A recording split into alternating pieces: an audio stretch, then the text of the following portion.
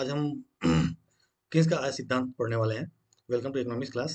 और चूंकि इसके पहले हमने क्लासिकल अर्थशास्त्री इरविन फिशर के द्वारा दिया गया एक मुद्रा परिमाण सिद्धांत पढ़े थे, और उसी के आधार पर चूंकि ये आगे बढ़ा है तो इसलिए उसको थोड़ा सा मैं आपको याद दिला दूं।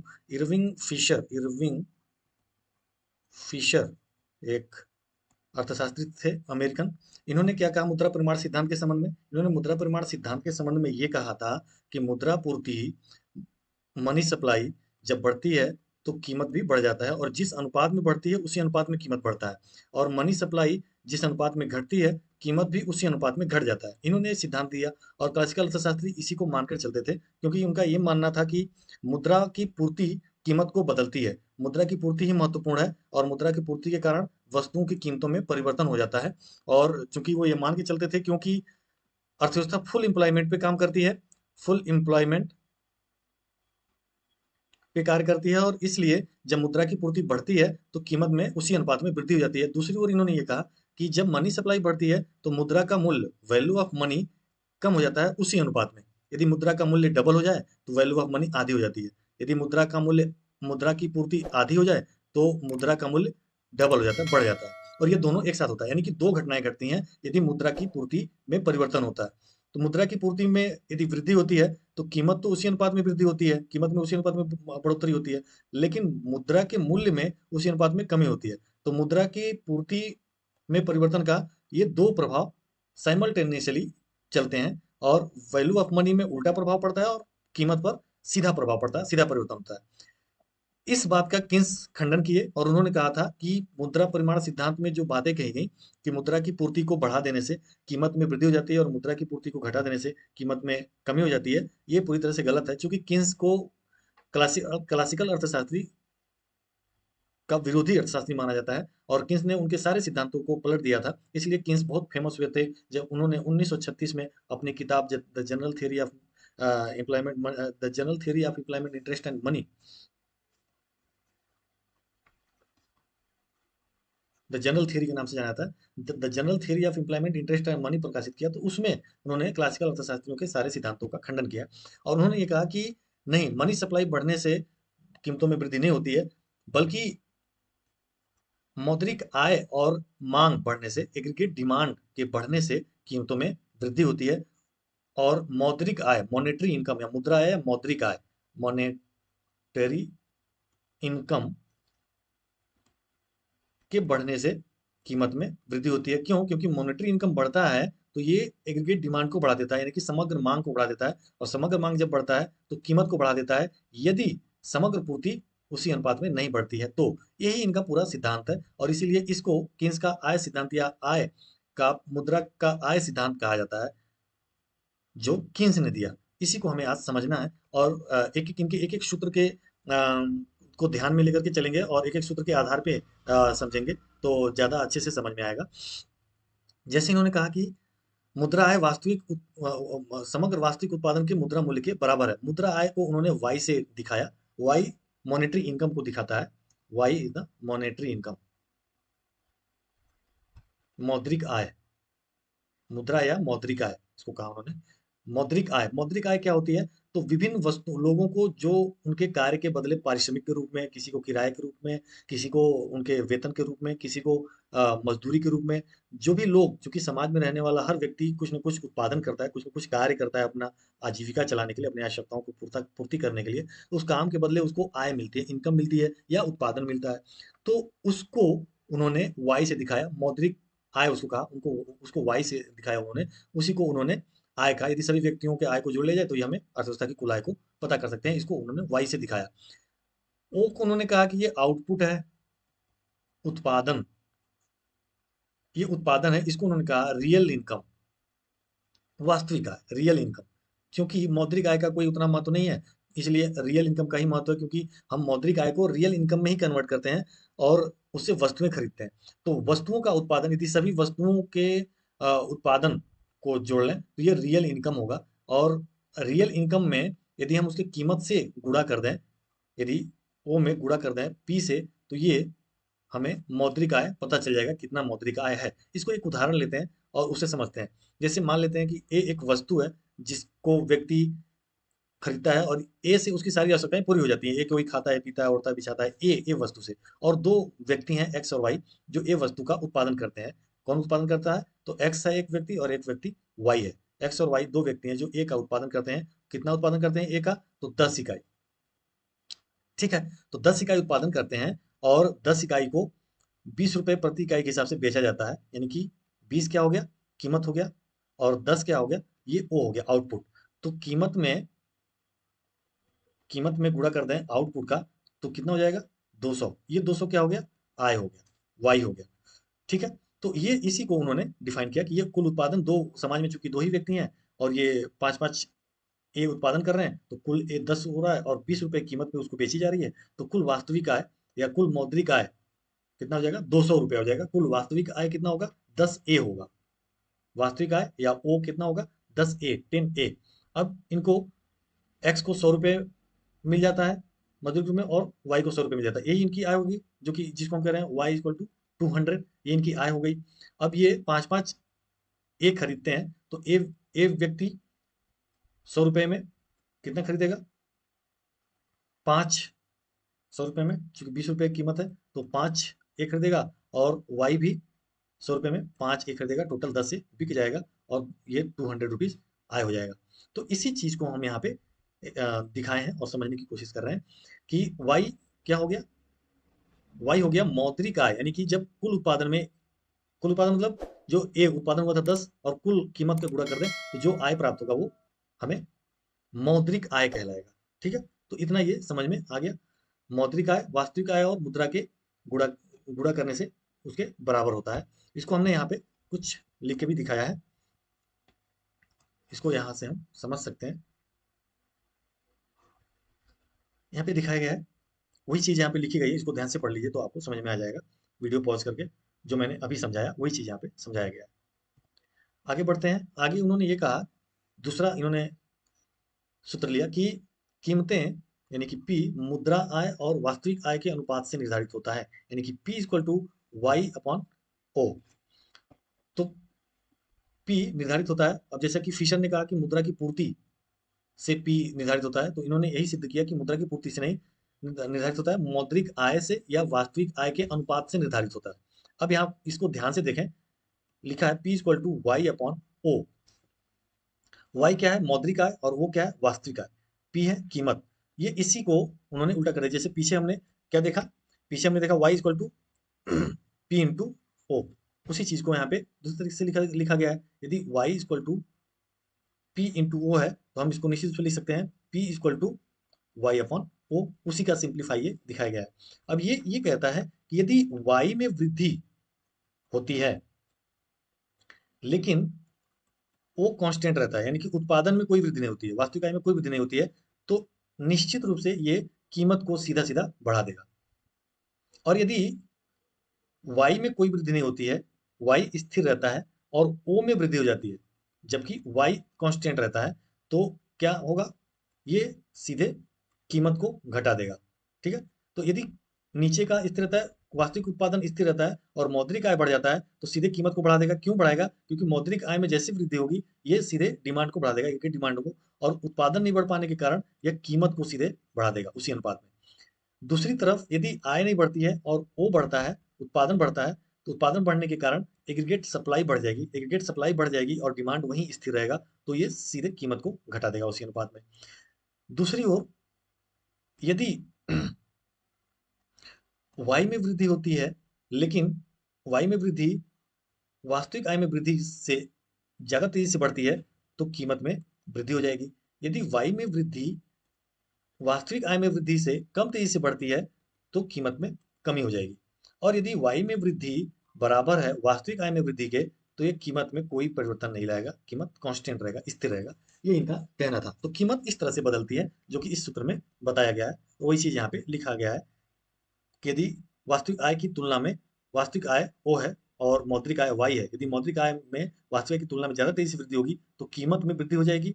और यदि वास्तविक आय में वृद्धि मौद्रिक आय में वृद्धि से ज्यादा तेजी से होगी, तो कीमत में कमी हो जाएगी। ये इन्होंने कहने की कोशिश करी यहाँ पे। नेक्स्ट समीकरण उनका ये कहता है, नेक्स्ट समीकरण ये कहता है कि मौद्रिक आय क्या है? वाई। मौद्रिक आय या तो खर्च होता है या तो बचाई जाती है, दो ही हर्ष होता है। किसी को यदि आय मिलता है तो कुछ हिस्सा अपने आय का वो अपनी आवश्यकताओं को ऊपर खर्च करता है, कुछ हिस्सा वो सेविंग कर लेता है, एस फॉर सेविंग, बचत कर लेता है। और सी फॉर कंजम्पशन, उपभोग। या तो उपभोग कर लेता है, खर्च कर देता है, या बचत करता है। तो कुछ हिस्सा खर्च करता है, कुछ हिस्सा बचत कर लेता है अपने भविष्य की योजनाओं के लिए। तो यदि कि यानी कि जो हिस्सा खर्च नहीं हुआ वो बचत हो गया, तो इसीलिए हम लिखते हैं S equal to Y minus C, या C equal to Y minus S. जो जो खर्च नहीं हुआ वो क्या हो गया? वो बचत हो गया। और जो बचत नहीं हुआ वो खर्च हो गया, वो हिस्सा खर्च हो गया। तो इसी सूत्र को हम इस रूप में भी लिख सकते हैं, एस और वाई ज्ञात कर सकते हैं। S equal to Y minus C लिख सकते हैं, या हमें कंजम्पशन ज्ञात करना है तो वाई माइनस एस कर देंगे, तो हमें कंजम्पशन पता चल जाएगा, कितना कंजम्पशन, कितना हिस्सा कंजम्पशन हुआ। तो इस प्रकार से हम देख लेते हैं कि कोई किसी भी व्यक्ति को आय मिलती है तो वो उपभोग करता है और बचत करता है।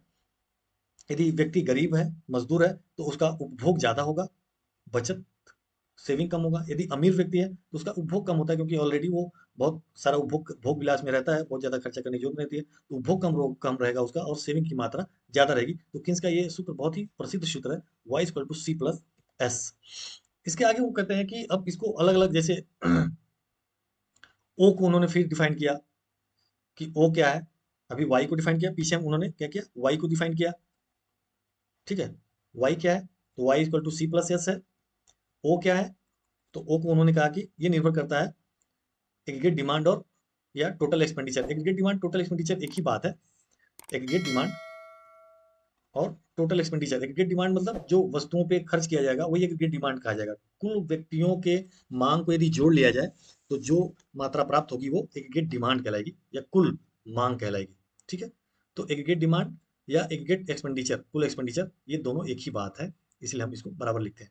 ये डिसाइड करेगा कि आउटपुट कितना होगा। आउटपुट का निर्धारण कौन करता है? आउटपुट का निर्धारण करता है रिसोर्सेस, साधन, उत्पादन के साधन जो भी मौजूद हैं उनका हम उपयोग करके कुल उत्पादन निर्धारित करते हैं। और जब अ, लाभदायक स्थिति में सभी साधनों का उपयोग कर लेते हैं तो उत्पादन स्थिर हो जाता है। इसको हम कहते हैं एग्रीगेट सप्लाई, कुल आपूर्ति। एग्रीगेट सप्लाई या समग्र आपूर्ति या कुल आपूर्ति। और संतुलन वहां होता है जहां एग्रीगेट डिमांड एग्रीगेट सप्लाई के बराबर हो जाए, उसी को किन्स ने संतुलन की स्थिति माना, संतुलन कहा।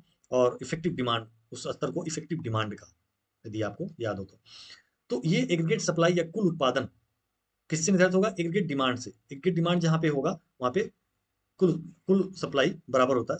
कुल सप्लाई कैसे होती है? कुल सप्लाई ऊपर की ओर होती है, चढ़ती हुई, और ये होता है एग्रीगेट डिमांड नीचे की ओर गिरता हुआ होता है। जहां दोनों बराबर होते हैं वहां कुल आय का निर्धारित हो कुल आय का निर्धारण होता है और कीमत का निर्धारण होता है, वहां संतुलन निर्धारित हो जाता है। तो एग्रीगेट सप्लाई ऐसे होने का मतलब अभी संसाधन बेरोजगार है, और एग्रीगेट डिमांड जैसे जैसे समग्र मांग बढ़ेगी तो कीमत बढ़ती है, कुछ कीमत बढ़ती है, कुछ उत्पादन या मौद्रिक आय बढ़ता है, और ये बढ़ करके आगे हो जाता है। तो ये कुल आय निर्भर करता है कुल डिमांड पर, कुल उत्पादन निर्भर करता है कुल डिमांड पर, एग्रीगेट डिमांड पर। जैसे एग्रीगेट डिमांड बढ़ता है, एडी से एडी वन हो जाता है, तो इक्विलिब्रियम ई वन पर आ जाएगा, और कुल उत्पादन बढ़ करके ओ वाई वन हो जाता है। इस चीज को यहाँ पे दिखाया गया है। आगे उनका जो सूत्र है वो नेक्स्ट सूत्र क्या है? नेक्स्ट सूत्र में कहते हैं कि कुल व्यय, एडी या ई एक ही बात है, अभी हमने देखा, कुल उपभोग व्यय और निवेश के बराबर होता है। ठीक है, तो एडी किसके बराबर होता है? एडी इक्वल टू मौद्रिक आय भी कह सकते हैं। मौद्रिक आय वाई किसके बराबर होता है? सी प्लस एस के, अभी हमने पीछे देखा। और किसने कहा कि एस ही आई के बराबर। जो बचत है वो इन्वेस्टमेंट हो जाता है, क्योंकि बचत को लोग बैंकों में डाल देते हैं, और लोग बैंकों से उधार लेकर के वो पूंजीगत वस्तुओं में खर्च कर दिया जाता है, यानी कि इन्वेस्टमेंट कर दिया जाता है। तो उनका ये मानना था कि बचत इन्वेस्टमेंट के बराबर हो जाती है, इसीलिए हम लिखते हैं Y equal to C plus आई।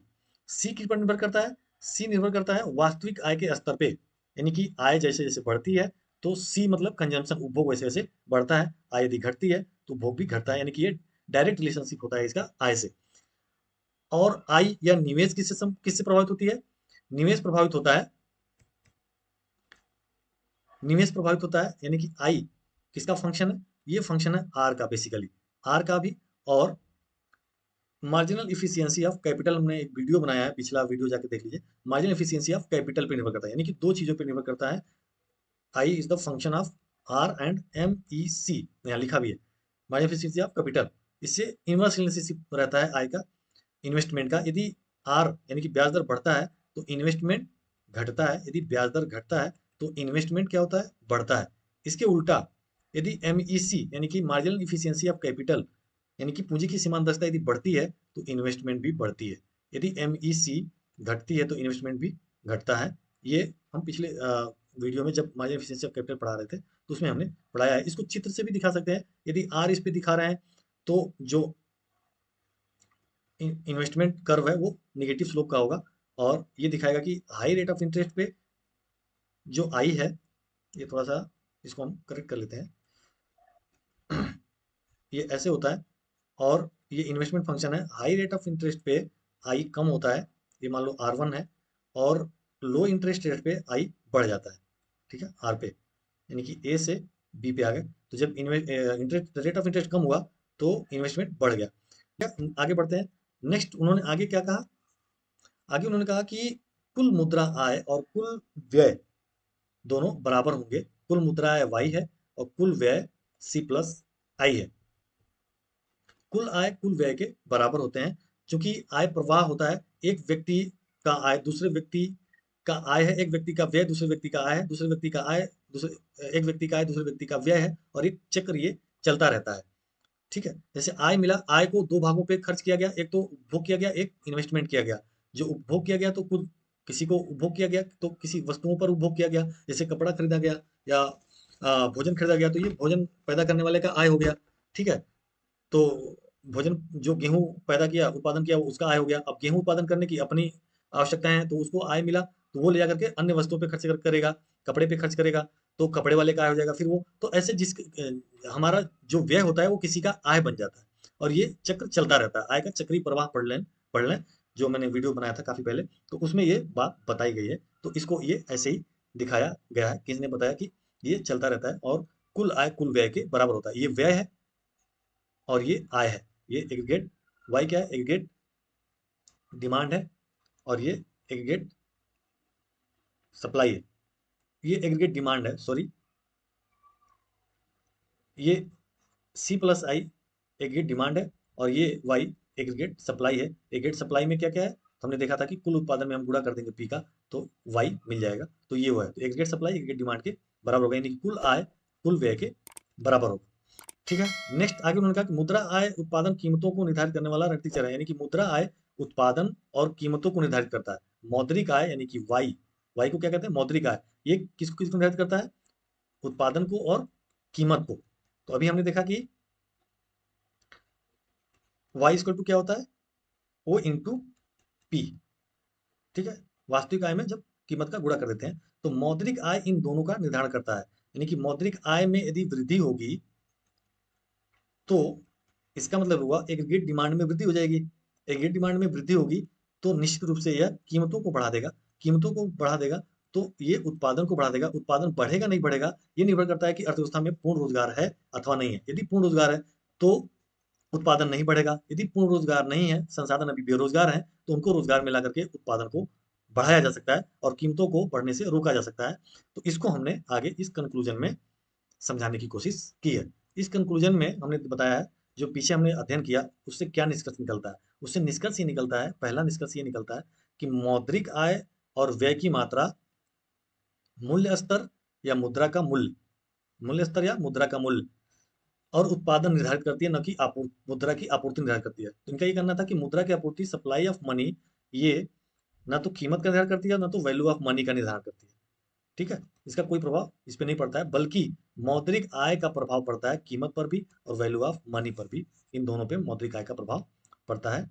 तो इसलिए इन्होंने फिशर के दृष्टिकोण को समाप्त किया कि मुद्रा की पूर्ति बढ़ाने से वैल्यू ऑफ मनी प्रभावित होती है और कीमत स्तर प्रभावित होता है। तो ये तो ये इन्होंने ये क्लियर किया। दूसरा इन्होंने ये क्लियर किया कि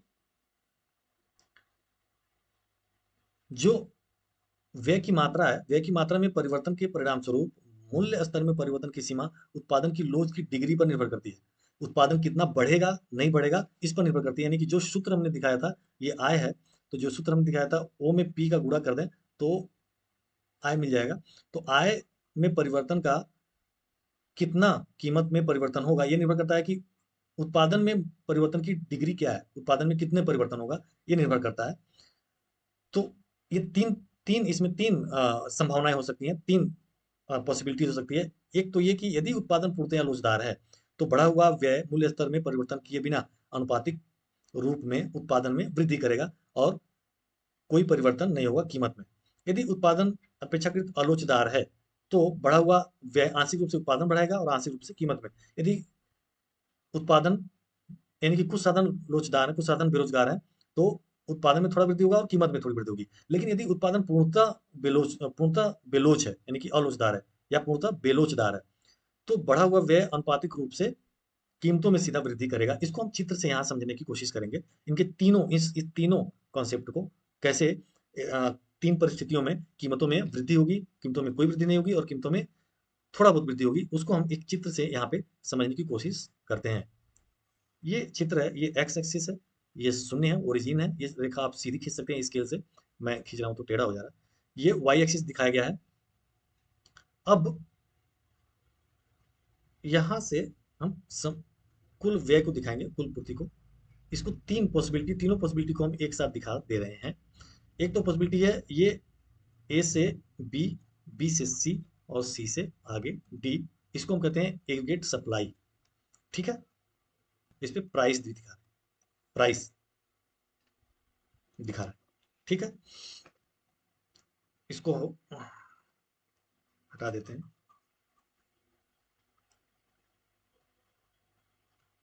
तो ये हो गया। अब ये कह रहे हैं, पहला ये कह रहे हैं कि यदि उत्पादन पूर्णतया लोचदार है तो बढ़ा हुआ व्यय मूल्य स्तर में परिवर्तन किए बिना, तो अभी प्राइस ए है, ओ ए है, और एग्रीगेट डिमांड ए डी है। इक्विलिब्रियम इस ई बिंदु पे होता है यहाँ पे, और उत्पादन का स्तर निर्धारित होता है ओ वाई।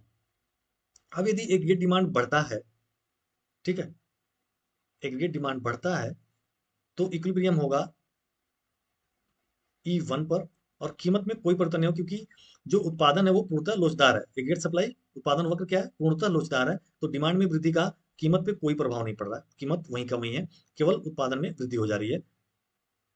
अब यदि मांग और बढ़ती है और ये लोचदार हिस्से में आ जाती है, यानी कि बी और सी के बीच में आ जाती है एडी, तो ऐसी स्थिति में उत्पादन थोड़ा बढ़ेगा और थोड़ा कीमत भी बढ़ जाएगा, ए ओ ए वन, और इक्विलिब्रियम हो जाएगा ई टू पर। ठीक है, तो ऐसे हिस्से में यदि उत्पादन वक्र या ए एस वक्र, यही उत्पादन वक्र, आपूर्ति वक्र लोचदार है आंशिक रूप से, तो ये बता रहा है कि ऐसी स्थिति में यदि समग्र मांग बढ़ती है, ठीक है, या मौद्रिक आय बढ़ती है, मौद्रिक आय समग्र आय बढ़ना एक ही है, मौद्रिक आय का बढ़ना समग्र आय का बढ़ना एक ही है। ठीक है, क्योंकि मौद्रिक आय बढ़ेगा तो समग्र आय बढ़, समग्र व्यय, समग्र मांग बढ़ेगी, एग्रीगेट डिमांड बढ़ेगा। तो मौद्रिक आय बढ़ता है तो एग्रीगेट डिमांड बढ़ेगा। एग्रीगेट डिमांड जब बढ़ता है तो तो कीमत में वृद्धि हो जाएगी, कीमत में वृद्धि हो जाएगी तो मौद्रिक आय बढ़ करके ओ वाई टू हो जाएगा। एक और स्थिति हो सकती है कि यदि एग्रीगेट डिमांड ये है और इक्विलिब्रियम यहाँ ई थ्री पर है यहाँ पे, और कीमत है ए टू, ठीक है, और कुल उत्पादन, सीधी रेखा खींचना है इसको आपको, वाई थ्री है।